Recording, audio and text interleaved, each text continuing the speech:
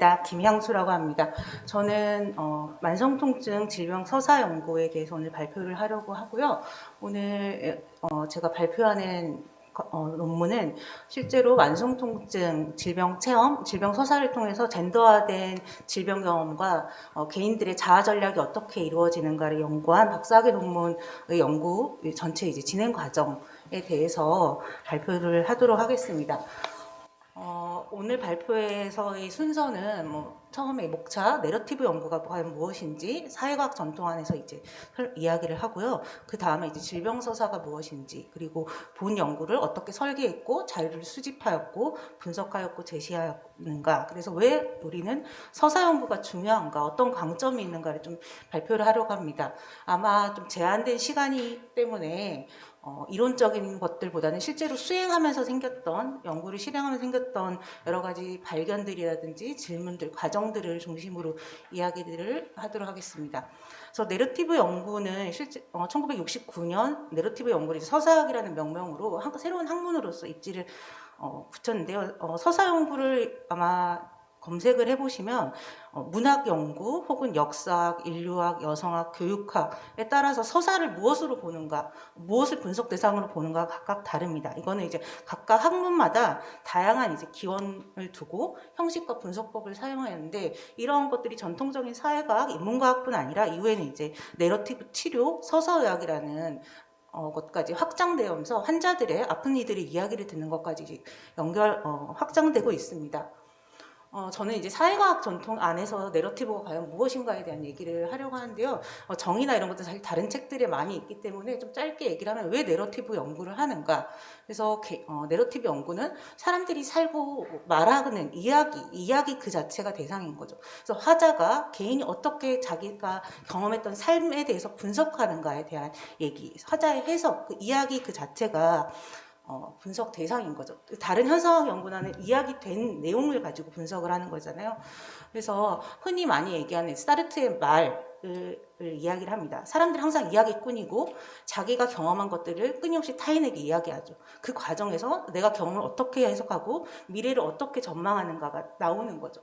그래서 내러티브 이야기는 우리가 사회과학 안에서 개인들이 인간이 세계를 경험하는 방식을 연구하는 풍부한 이제 자료원으로서 이야기가 됩니다.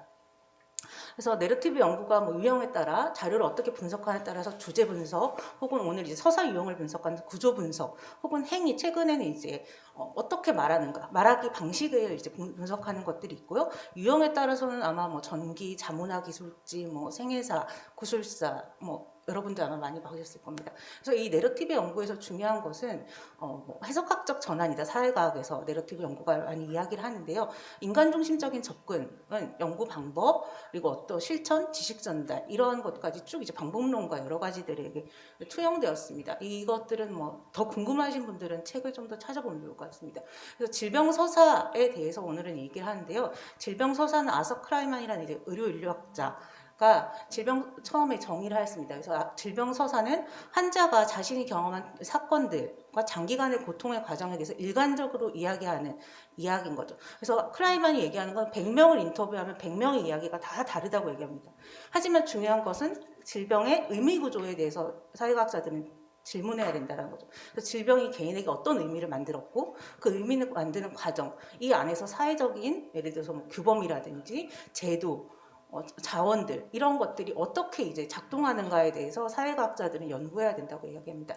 그리고 아서 프랭크, 대표적인 의료사회학자인데요. 아서 프랭크의 책은 한국에서도 많이 번역됐습니다. 이 사람이 이제 사회학 교수였는데 39에 이제 암 투병을 하기 시작하면서부터 당시 이제 화두 모임에 가면서 아픈 이야기들을 수집하기 시작합니다. 그래서 의료사회학의 이 아픈 사람들 이야기 대표적으로 이제 연구한 학자고요. 그래서 포스트 모던 시기에는 과거의 모던 시기는 의사가 모든 것들을 결정하고 이야기를 전했다면, 이제는 개인들이 자신의 경험에 대해서 발화하는 시대다라고 얘기했고, 이 아서 프랭크의 책이 번역되고 나서 한국에서도 과거의 질병 이야기들은 투병기가 가깝습니다. 그래서 어떻게 투병했고 어떻게 치유했고 무엇을 먹었고 했는데, 현재는 이제 아픈 환자들 개인의 사회적 삶, 사회적 조건, 그리고 사회권을 이야기하는 책들이 이제 2, 3년 전부터 출간되어 나오기 시작합니다. 그래서 어쨌든 우리 만성질병에 있어서 특히 만성질환이라는 것은 장기간에 또 오랫동안 영향을 주죠. 그래서 개인에게 있어서 어떤 변화를 가져줬는가, 그 경험에 빛을 비춰준다. 그리고 그 행위와 의미를 다룰 수 있다고 이제 버리가 이야기를 합니다. 이론적인 배경은 페미니즘 서사 이론과 페미니스트 장애학에 대한 이론적인 배경이 있고요. 넘어가서 이제 특히 최근에 말하기의 수행성에 주목한, 특히 아픈 이들의 말하기의 수행성에 왜 주목해야 되냐라는 이야기고요. 그래서 고프만의 이제 자아 연출의 사회학에 나오는 드라마트루기의 논의에서 이제 나옵니다. 그래서 우리 사회는 완벽한 건강을 꿈꾸는 사회죠. 그 건강하면 아프면 왜 아프냐라는 질문을 던지죠. 그래서 건강이 당연시 되는 사회이기 때문에 이들이 말하기의 수행성을 고려해야 된다고 얘기합니다. 그래서 공적인 재현들, 아픈 이들의 공적 재현은 항상 질병이나 장애는 신체적 곤경이고 이것을 어떻게 극복하는가에 이제 집중되어 있죠. 하지만 이들이 일상생활에서 마주하는 신체적 정상성 그리고 여성성, 남성성이라는 사회적 기대가 말하기 실천에서 어떻게 말하는 방식들을 바꾸어 나가는가에 대해서 이야기를 합니다. 그래서 말하기 실천과 그 이면의 의미를 분석해서 정상성이라는 사회적 문화에 대한 기대와 협상을 다루어야 된다라고 이제 이야기를 하죠. 이것은 이제 서사의학이 2016년도에 이제 서사의학 탄생 30년을 맞이해서 이 연구는 이제 서사의학 어떤 분야에서 어떤 방법론으로 이제 연구들이 되었나 요약한 리뷰 논문이긴 합니다. 그래서 한국에서는 좀 생소할 수 있지만 많이 이제 진행되고 있고, 특히 한국에서 10년 전부터 서사의학이 필요하다, 질병의학이 필요하다라고 방법론적인 제안을 하시는 교수님들도 계시고요. 어쨌든 간에 이제 만성통증 질병 서사에서 제가 다양한 질병 서사 중에 만성통증을 선택한 이유는 통증, 대한민국 유행병이라고 말해도 없는데요. 이렇게 이제 높은 유병률에도 주요한 공중보건 의제로 다뤄지지 않고 연구도 이제 노년기 건강 문제로만 조사되고 연구되죠. 국가 통계도 그렇고요. 그리고 만성 통증은 실제로 현상학적 연구로 많이 접근을 하고, 또한 이제 사회학적 접근, 젠더화된 질병 경험, 그래서 사회적 활동과 역할, 환자가 그것을 어떻게 조정하는가, 아픈 몸으로, 그리고 사회적 낙인이 어떻게 이제 되는가에 대한 질문이죠. 그래서 이들을 암과 해석의 주체로 하는 방식이 서사가 적합하겠다라는 걸 서사 연구한 거죠. 네, 그래서 이론적인 배경은 이렇게 이제 질병의 만성성과 자아 정체성 그리고 사회적 낙인, 특히 이제 만성 통증의 비가시성. 왜냐하면 열로 잴 수 없고 증상이 통증은 내가 아프다고 말해야 되는 거죠. 그래서 이러한 사회적 낙인들이 어떻게 질병의 특성과 젠더라는 것, 젠더에 따라 다르게 경험되는가에 대한 부분이 있습니다. 그래서 연구 질문이 흔히 우리 연구에 들어갈 때 좋은 연구 질문은 설계의 심장이라고 하잖아요. 그래서 좋은 연구였는지는 모르겠지만 어쨌든 이러한 연구 질문, 뭐라고 경험을 이야기하는가, 무엇이 곤경이고 어떤 대응을 얘기하는가, 그래서 자구책과 협상은 무엇으로 얘기하는가 라는 거죠. 그래서 이러한 서사를 통해서 구사하는 전략은 무엇인가라는 이제 연구 질문이 있습니다. 이거는 이제 크레스웰의 자료 수집 활동 주기인데요. 이 주기가 이 주기에 따라서 연구가 쭉 수행이 되죠. 중요한 것은 좋은 질적 연구를 하기 위해서는 좋은 자료를 수집하는 것이 가장 큰 관건입니다. 그래서 방법론적 일치라고 얘기를 하는데요. 연구 목적, 질문, 방법이 모두 상호 연결되고 상호 관련되어서 연구가 된다라고 얘기를 하죠. 그래서 구체적으로 좀 들어가면 쟁점들, 초기에 이제 그러면 만성통증 이렇게 유병률이 높고 환자들이 많은데 어디를 현장으로 선택할 것인가? 예를 들어서 대리모를 연구한다든지 병역 기피자를 연구한다면 이거 접촉 자체가 어렵고 모여 있는 데를 모르기 때문에 사실은 접촉해서 만난 그 사람을 하면 되지만 여기는 어디를 할 것인가가 되게 컸고, 그렇기 때문에 파일럿 스터디로 3명을 인터뷰를 하면서 실제로 같은 질환이라고 하더라도 같은 시기 같은 질환이 하더라도 병원에 따라 진단명이 다르고, 그리고 한국에서는 대체 의료도 많고요, 한의원도 있고 여러 가지 이제 있죠. 그리고 또 초기에는 제가 이제 환우 집단을 하려고 했는데, 환우 집단이 현재는 어떤 의료진 혹은 어떤 이제 치유, 카이로프라틱 전문가에 의해서 이제 조직되는 양상들이 보면서 특정 치료를 선택하는 사람들을 쏠림 현상이 나올 수 있겠다라는 생각을 했어. 그래서 이제 섭외 가능한 저에게 모집을 허가해준 한의원 한 곳, 여기는 이제 1차 의료기관이고요. 2차 의료기관, 왜냐하면 이제 다양한 뭐 재활학과부터 시작해서 통증 마취과 뭐 여러 가지 2차 의료기관 한 곳을 이제 병원장의 허락을 받아서 공개 모집을 하였습니다. 그래서 누가 말하려고 하는가, 무엇을 말하려고 하는가. 사실은 모집에서 누가 모집되는가도 중요한 연구 발견이기 때문에 이렇게 공개 모집을 하였고요. 그래서 연구 참여자 모집을 할 때 공개 모집과 이제 눈덩이 방식으로 하였고, 이제 의사의 진단을 받은 사람, 그리고 이 연구가 낙인에 대한 연구이기 때문에 낙인 경험을 말하고자 하는 사람, 이렇게 했고, 총 이제 25명이 모집이 됐습니다. 남성이 6명, 여성이 19명이었고요. 이 중에 25명 중에 8명의 동의를 받아서 생애사 인터뷰를 추가로 하였습니다. 그래서 잠깐만요. 네. 그래서 모집과 섭외 과정은 흥미로운 것은 누가의 섭외에 적극적인가, 누가 누구를 섭외하는가를 관찰할 수 있었습니다. 그래서 병원장님들은 대부분 우리 병원은 할머니들이 많이 와서 노인들이 많아서 65세 미만이 없을 거다, 많이 없어요라고 얘기했지만 적극적으로 참여한 사람들이 20대 여성과 전업주부인 여성들이었는데요. 사실은 저희가 그 참여 동의서를 받을 때 연구 목적을 설명해 주죠. 연구 목적을 설명할 때 다들 통증은 주로 어르신들의 병이라는 생각한다는 연구 목적에 공감하고 큰 지지를 보여줬습니다. 근데 흥미롭게도 20대 여성들은 친구 중에 통증으로 오래 고생한 친구가 한 명 있다면 그 친구를 소개해 줬습니다. 그러니까 한 명인 거죠. 자기 주변에 환우는. 하지만 30대 이상 여성들은 주변에 너무 많아서 내가 골라주겠다라고 하죠. 그래서 골라주는 2가지 기준인데, 하나는 더 많이 아팠고 더 많이 병원을 다니고, 그러니까 이 통증에 대한 지식 경험이 해박한 사람이었고요. 2번째는 진짜 아픈데 병원을 안 가는 친구를 소개해줬습니다. 그러니까 거부하는 거죠, 의료적인 실천들을. 그래서 이 소개해주면서 하는 얘기가, 면담자가 면접 후에 전문가의 권위를 이용해서 좀 병원 치료 좀 다녀라고 얘기를 해달라는 거였습니다. 그래서 이런 것들이 보여주는 것 있죠. 50대 이상 여성들은 소개해주고 싶은데 통증은 다 기본이다. 근데 다른 이제 다른 만성 질환들이 많기 때문에 주 질환이 만성 통증이라는 기준에서 제외된다라고 얘기를 하죠. 그래서 사실은 복합 만성 질환이 중요한 건강 문제로 대두되고 있는 것들, 그리고 누가 현실을 좀 드러내기도 합니다. 또 흥미로운 것은 여성들은 적극적이었으나 남성들은 소극적이었다. 그래서 남성들은 먼저 연락을 해서 참여하지 않았고요. 대부분 눈덩이 방식으로 표집이 되었는데, 가족 구성원 혹은 애인, 친구의 권유로 참여를 하였습니다. 그래서 소개해달라고 했을 때 이 거부 사유도 이제 흥미로운데요. 첫 번째는 아픈 이야기를 친구나 동료와 얘기한 적 없기 때문에 누가 아픈지 모르고, 2번째는 이런 인터뷰에 참여했다는 것을 아무에게도 알리고 싶지 않다라고 얘기했습니다. 그리고 또 이제 다른 거부 사유, 아예 인터뷰 자체를 거부하신 분들이 또 있었는데요. 흥미로운 것은 허리 통증은 아무도 없었습니다. 남성들 같은 경우에는. 근데 여성들은 뭐 전신 통증들이 쭉 있죠. 그래서 물론 이제 이 사람 그래서 이런 거부 의사도 있지만 적극적인 참여 의사를 밝힌 20대들의 특징은 의료적 불만 혹은 아픈 몸으로 살아가는 사람에 대한 낙인과 배려 없음에 대해서 어딘가 말하고 싶었다는 거죠. 그래서 이 연구에 참여하게 된 동기들이 적극 이제 포함이 되는 거죠.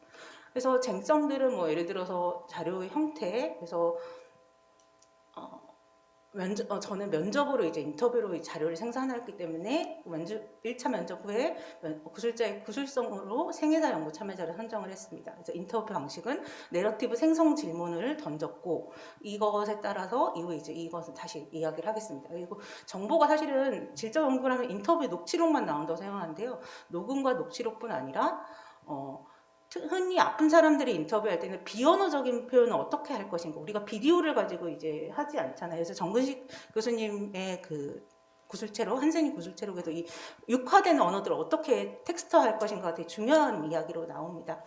그래서 이러한 부분들을 녹음기밖에 없기 때문에 주로 이제 추임새 형식으로 혹은 제가 따라하거나 메모하거나 아니면 녹음기에 이렇게 낮은 목소리로 깔려서 들어갈 수 있게, 왜냐하면 너무 동작이 많기 때문에. 그래서 이러한 부분들을 했습니다. 그리고 연구 참여자가 갖고 온 사적 기록, 일기, 뭐 병원 기록, MRI 뭐 이런 것들을 가져갈 것인가, 아니면 그냥 이 자료를 왜 중요하다고 생각하는지 질문할 것인가, 이거는 자기가 관찰하고자 하는 것 따라 아마 다를 겁니다. 그래서 연구 노트가 이제 기술 노트, 반성 노트 등이 있는데요. 이런 것들이 사실은 제가 오늘 발표할 수 있었던 것이 과정에서 계속 기록해야 됩니다. 녹취록뿐 아니라 그래서 내가 이 과정에서 어떤 방법들을 계속 방문론적 일치라고 얘기하는데요. 계속 이러한 자료들이 생성되는 과정에서 만남을 기록하고 는 것이죠.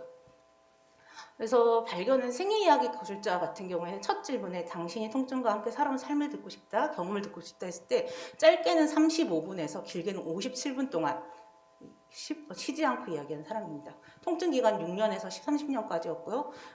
공통점은 아파서 와병이라고 하죠. 드러 누워서 모든 사회활동을 중단했던 사람들입니다. 그래서 이 사람들은 이러한 질문들을 오랜 동안 했던 사람이고, 그래서 결국 자기반성적 싸움, 질병에 대한 오래 한 사람들이죠.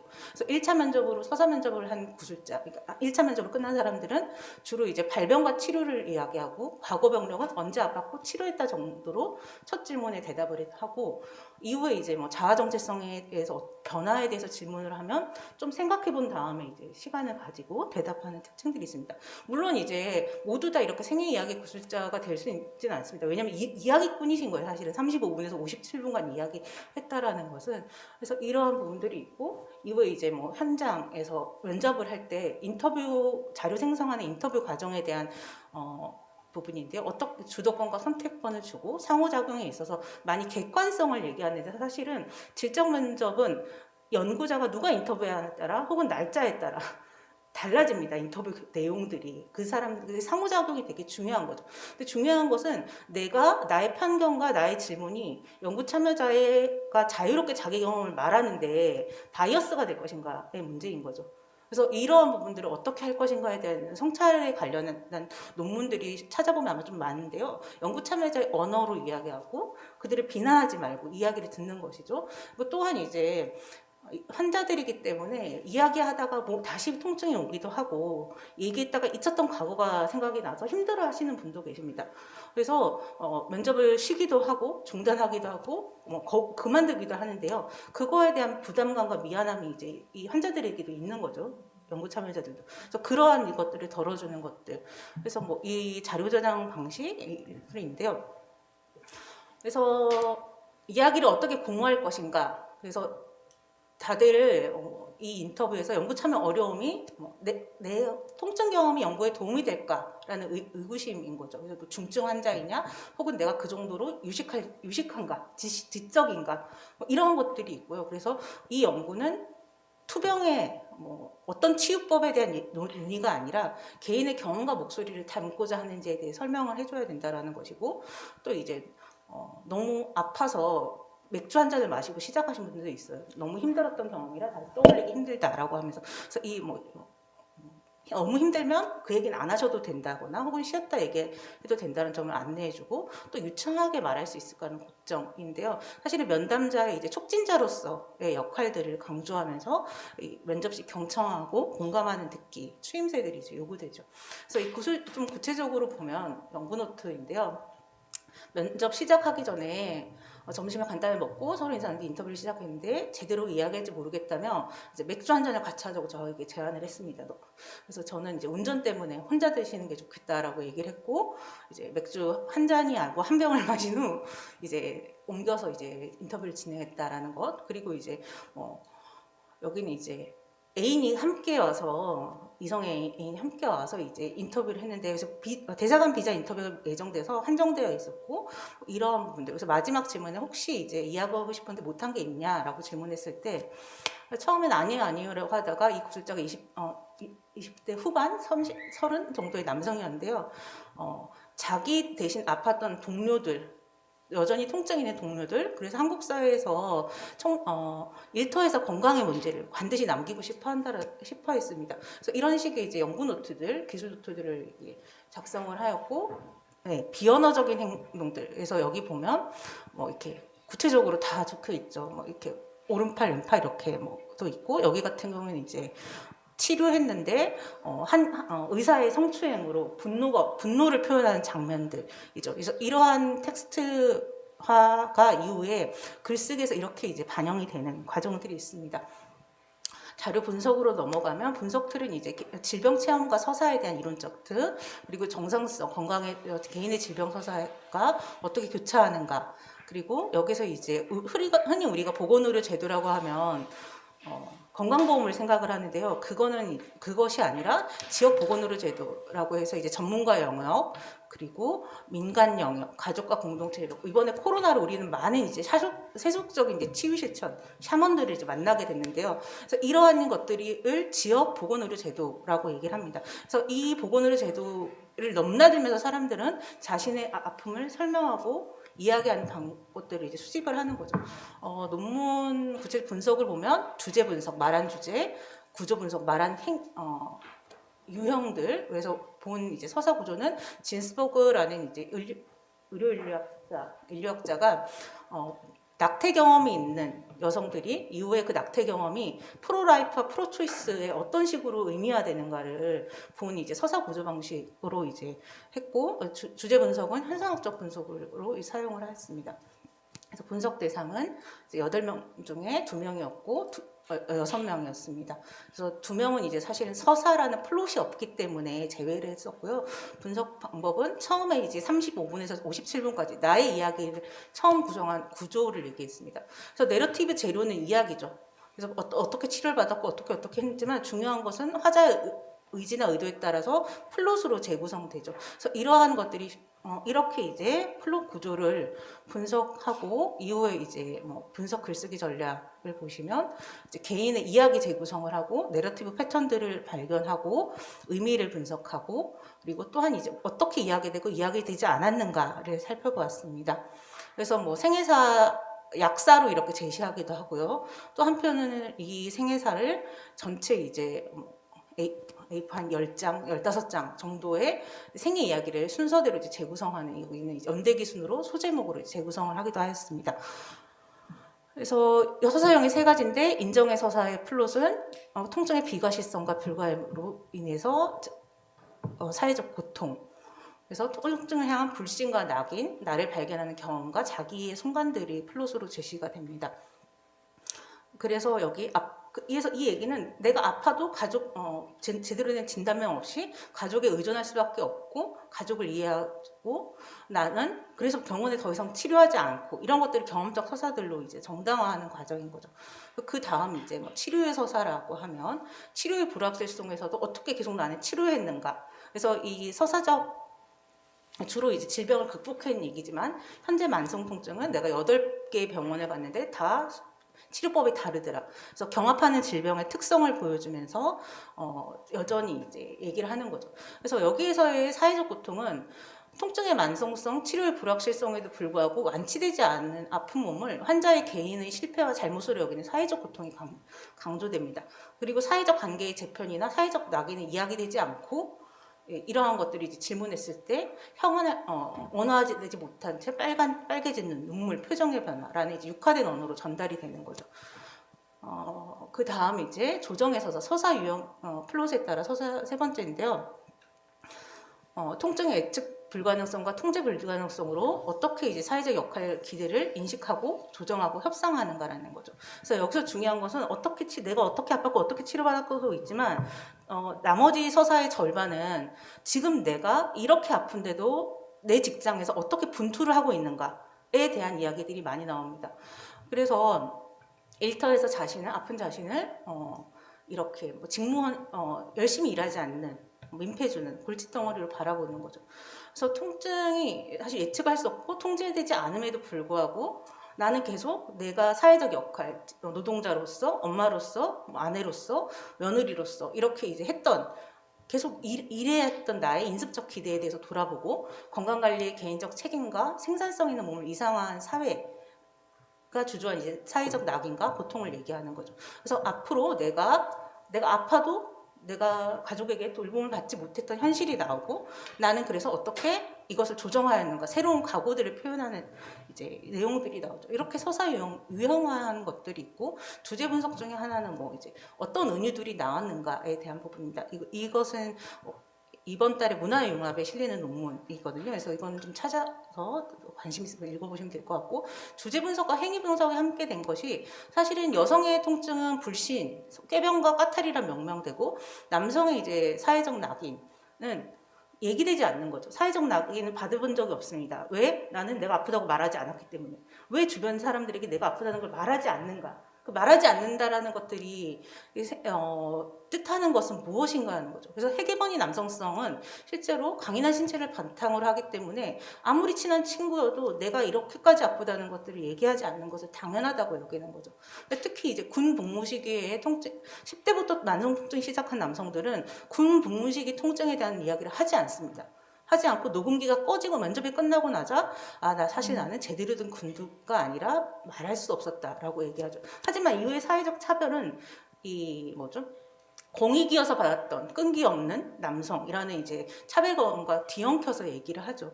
그래서 이러한 것들이 실제로 장애남 어떻게 얘기되는가, 왜 이렇게 얘기되는가에 대한 이야기로 되어 있습니다. 그래서 이 연구 수행 과정 결과를 좀 같이 소개를 하는데요.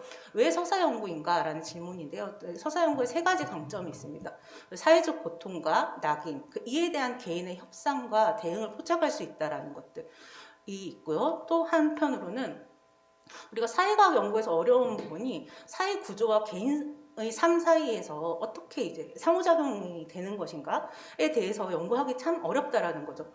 근데 중요한 것은 경험적 내러티브들이 가지는 사회관계와 거시적 사회 변화의 흔적들을 이제 다루는 창을 제공하고, 특히 생애 이야기는 이제 인간이 삶과 역사적 시간의 상호작용, 그리고 삶에서의 사회적 타이밍, 선택에서 인간의 행위성을 추적할 수 있다는 강점이 있습니다. 또한 이제 반복론적 장점은 과거에 이제 당사자 연구는 이 사람들의 얘기를 들었습니다. 그래서 이렇게 말했습니다에 대한 이제 분석들이 나오죠. 하지만 수행으로서 서사를 분석한다는 것들은 이야기들이 왜 이런 방식으로 얘기되는가, 왜 이야기가 굴절되는가에 대해서 분석할 수 있다는 거죠. 그래서 말하기 실천을 구성하는 사회문화적 동학들도 함께 분석할 수 있다는 장점이 있습니다. 네, 들어주셔서 감사합니다.